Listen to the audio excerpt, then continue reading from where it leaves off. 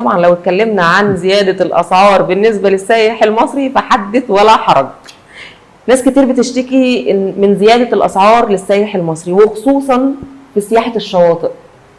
يعني أنا سمعت كتير من الناس وأنا شفت أسعار مبالغ فيها، وخصوصا في الساحل مثلا يقول لك أنا اللي يخليني أروح الساحل أنا أسافر بره مصر بالمبلغ اللي هدفعه في الساحل، وبالرغم إن هناك مفيش وسائل كتير للترفيه، هو البحر بس.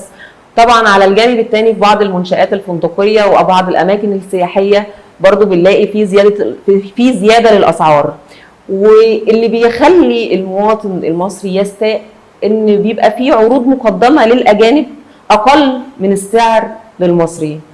إيه السبب اللي مخليه العروض اللي بتتقدم للأجانب أقل من المصري، بالرغم إن يعني اعتقد انه على مستوى العالم مفيش دولة بتقدم عروض اسعار لمواطنيها اعلى من السائح الخارجي؟ حضرتك بتتكلمي في ملف مهم جدا يعني، وانا بشكرك الحقيقه على الموضوع ده، لانه محتاجين ان احنا نوصل السبب ايه. انا اتفق مع حضرتك انه المصريين ممكن يدفعوا في الاقامه في الفنادق اكتر من الاجنبي. طب ليه؟ لعده اسباب. السبب الاول انه الاجنبي بيبقى جاي من بره على رحله معينه وحاجز قبليها بشهرين ثلاثه الرحله بتاعته، فبالتالي من خلال منظم للرحلات بتاعته، هذا المنظم للرحلات عنده تعاقد مسبق مع المنشاه الفندقيه على سعر معين. انا بشتري بالجمله مثلا 50 غرفه في الفندق عندك، هاخدهم مره واحده سواء تم اشغالهم او فاضيين، دول بتوعي ما تسكنش فيهم حد. يعني بيحجز في موسم فبالتالي بيحجز في اسعار اقل، واخد اسعار اقل. انا كفندق انا اقدر ان انا ابقى سعيد جدا لان انا ضمنت اشغالات هذا العدد من الغرف لهذه الفتره، سواء جالي جيست او ما جاليش انا عندي فلوس يعني تغطي معايا تكاليف التشغيل. تمام. فبالتالي هو اخذ بسعر رخيص جدا يقدر يديه للسائح الاجنبي وهو جاي، فبالتالي الباكج نفسه بقى اقل. نضيف على ده انه عمليه الطيران الشارتر او الطيران العارض كانك مأجره اتوبيس، فده مأجره طياره، الطياره بتيجي للرحله بتاعتها بتنزل فوق وهي راجعه بتاخد الفوق اللي كان موجود قبلها، فباك تو باك بيبتدي، فبالتالي اسعارها غير الطيران المنتظم او النظامي اللي بيبقى بتحجزي عليه، فالسعر نفسه بيختلف. اجمالا تلاقي قيمه الرحله للسائح الاجنبي بقت رخيصه اقل من المصري. طب نشوفها من منظور تاني خاص بالنسبه مثلا للمصريين. المصري عنده مشكله كبيره جدا في عمليه القرار بتاع الرحله بتاعته، ناخده في اخر وقت انا عايز بكره احنا اتفاجئنا ان بكره العيد، بكره رمضان. انا واحده من الناس اللي بتعمل كده. الوقت ده بيبقى وقت سيزون، العدد الغرف اللي متاح للايجار او للتسكين بيبقى اقل، وبالتالي بتزيد قيمه السعر طبعا لانه فدي موسم. طبعا النقطه الثانيه الاهم انه بيتصور انه لو عمل حجز لنفسه مباشرة منه في الفندق هياخد بسعر أقل من إنه يتدخل في الموضوع شركة سياحة.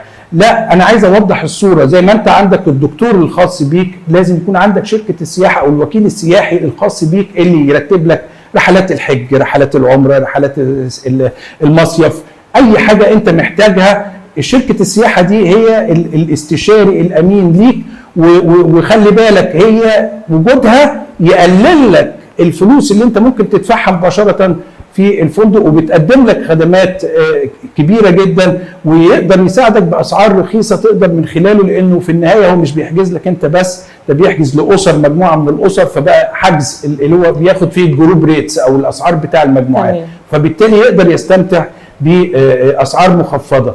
المصريين ما عندهمش ده. ان احنا عندنا كتير او قاعده عريضه مننا بتتبع سياسه الفهلوه، اللي هو لا انا انصح من شركه السياحه، بس ده يخلي شركه السياحه محتاجه انها تبذل مجهود اكبر شويه علشان تبني جسر من الثقه بينها وبين العميل، ان هو يعني يحجز من خلالها، ان هو يطلع الرحلات الداخليه من خلالها. فشركات السياحه عندنا ما بتعملش ده، هي بتعتمد على لا بتعمل ده ازاي؟ يعني اللي بيعمله قله قليله. لا، مش مساله قله قليله. حضرتك بتتابعي السوشيال ميديا هتلاقي عروض متتاليه باسعار مخفضه وجميله جدا في الاقامه بالرحله في الفنادق والتجمع في المنطقه الفلانيه، وبيجمعوا الناس وبيبتدوا يروحوا. كل ده نشاط لشركات السياحه قائم، وعروض رخيصه جدا وعروض متنافسه. وكل ده كل ما زاد التنافس كل ما الاسعار بقت مناسبه لكتير من المصريين. وحضرتك هتلاقي كتير من الرحلات الداخليه للمصريين بتتم عن طريق شركات السياحه، وفكره الابتعاد عنها ما بقاش موجود زي زمان، لان المستوى الوعي نفسه عند المواطنين بقى عالي جدا. وهو بيتصفح السوشيال ميديا بيفاجأ بان رحله معينه لمده معينه او اسبوعيه بتتم المكان بسعر مناسب. من هنا بقى في الحوار المجتمعي داخل نفس الاسره، ايه رايكم لو حجزنا من خلال الرحله دي للشركه دي، وبالتالي بتقوم الشركه لعمل هذه هم الرحلات. معتمدين على عروض الاسعار فقط، لكن انا بتكلم في مزايا تانية ممكن تقدمها شركه السياحه، زي مثلا ان انا اوفر لهم مرشد سياحي يعرفهم كل الاماكن اللي هم بيزوروها لاول مره، يديهم ملامح سواء مكان تاريخي سواء شواطئ اي حاجه، يعرفهم ملامح المنطقه اللي هم رايحين يزوروها، اللي هو يديهم مزايا هو مش هيقدر يحصل عليها من غير شركه السياحه. احببه ان انا اطلع تبع شركه سياحه، وسائل مواصلات مريحه، ما اطلعش بعربيتي. ايه اللي يخليني اسوق عربيتي 6 ساعات ولا 9 ساعات؟ احببه في وسيله المواصلات، اوفر له مرشد سياحي، اوفر له وسائل راحه تخليه يفضل ان هو يطلع مع شركه سياحه غير موضوع الاسعار. اصل عروض الاسعار هو هيشوفها من جانب، مثلا انا لو طالع عيله 5 أو 6 افراد بتمن ال5 أو 6 افراد مش هاخد ربعهم ولا نصهم بنزين، فانا لا اطلع بعربيتي. فلازم انا اكون عندي البديل اللي اخليه هو حابب من نفسه يطلع مع شركه سياحه. هو ما فيش بديل لان هي موجوده اوريدي، لان اي مجموعات هتتنقل ازاي؟ باتوبيس ملاكي لابد انها تتنقل باتوبيس سياحي هينقلهم. فده البند الاولاني. البند اللي احنا عايزين نتكلم فيه، عايزين نفرق ما بين مندوب الشركه اللي بيطلع مرافق مع المجموعه السياحيه في الرحلات الترفيهيه اللي هي يعني بنقول عليها سياحه الشواطئ مثلا. تمام. ده بيبقى طالع مع الرحله عشان يسكنهم في الفندق، يبتدي يشوف التنظيم للرحله، لو في مثلا برنامج سياحي بيبتدي يطلع معاهم ويبتدي يشتغل.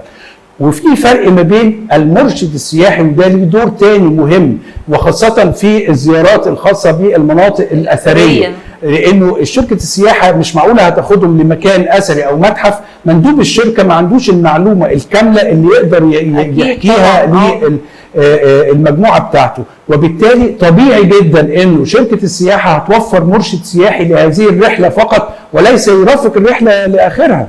فبالتالي اي رحله بتبقى المناطق الاثريه، وده شيء طبيعي جدا زياره المكان بالظبط. فطبيعي لازم استعين بالمرشد السياحي، والحمد لله يمكن مصر عندنا اكثر من 17,000 مرشد سياحي بيتحدثوا جميع لغات العالم. والله ده فخر، بس احنا محتاجين نستغلهم بس احسن استغلال.